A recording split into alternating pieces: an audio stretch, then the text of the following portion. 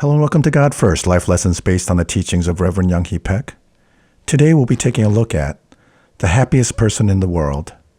Let's jump right in. We spend our lives striving to be happy. For many, the purpose of life is to be happy. Wherever you are in life, it's common to ask, am I happy? Am I doing the things that make me happy? It's an ongoing struggle. We do something or achieve something that we think will make us happy, but it doesn't. We acquire something that we think will make us happy, but it leaves us feeling empty. We look to books, philosophers, the people around us, and the world for answers. But for Christians, God has given us the clear answer in the parable of the man who has been ill for 38 years. Think about this man who has been sick and lame for decades. He tried for years to get into the pool of Bethesda, which was believed to have healing powers. People with disabilities would wait for an angel to stir the water. But this man could never get in because nobody helped him. Jesus tells him to get up, pick up his mat, and walk. And the man who had been ill for 38 years picked up his mat and walked away. Can you imagine the joy this man felt? Would it be an exaggeration to say this was the happiest man in the world? No. This is where we find the answer. Our happiness rests in curing our illnesses. That's it. We are the happiest person in the world when we discover and cure our illness. We can divide our illnesses into 3 categories: physical, mind and heart, and spirit. Let's take a look at each. When we are cured of a physical illness, there is immense joy. Outside Bethesda was a multitude of those who were sick, blind, limping, or paralyzed. These are physical ailments. When God cures our physical illnesses, we are filled with joy. But these ailments are generally few in nature. Although it can happen, we are not constantly bombarded with physical illnesses.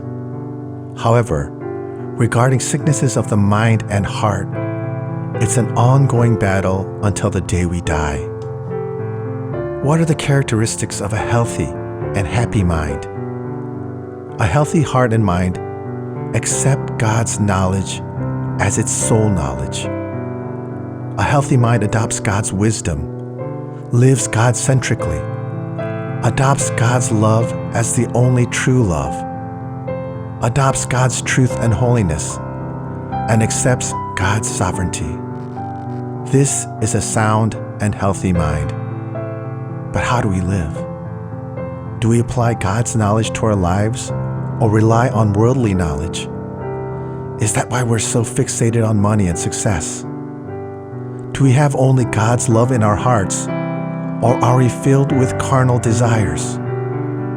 Do we believe in God's sovereignty or try to forge our own path? What is your truth? Our minds and hearts have been so corrupted, it's impossible to find happiness unless we acknowledge the disease and cure it. Finally, our spiritual illness refers to our spirit's inability to influence our minds and hearts. The spirit itself is perfect. It is a regenerated spirit that is sinless. When we say spiritually sick, we are not referring to the content of the spirit, but its inability to influence the mind. For example, we know having a particular thought or desire is wrong with God.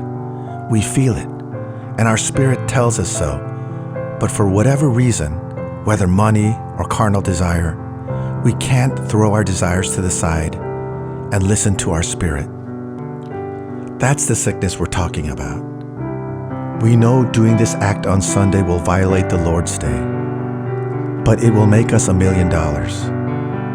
The spiritually healthy and sound person will incline their ears to the Spirit, listen to it, and reject the $1 million. The spiritually ill person will hear the Spirit, know in his heart of hearts what the right thing to do is, but does not have enough strength to follow through. Do you want to be happy? Then there must be a synergistic relationship between your illness and curing them. In other words, this cycle must be nonstop and ongoing. Discover an illness, cure it. Discover another illness, cure it. Make yourself better with every situation in life you encounter. Are you unhappy or unsatisfied? Perhaps you have a mountain of illness inside of you, but you have not done the work to cure them through Jesus Christ. We're always on the hunt to find what strays from God, His knowledge, wisdom, and love, because we know curing these illnesses is the only way to true happiness. Thank you, and for more lessons like this, please visit our website at www.godfirstpec.com. See you next time.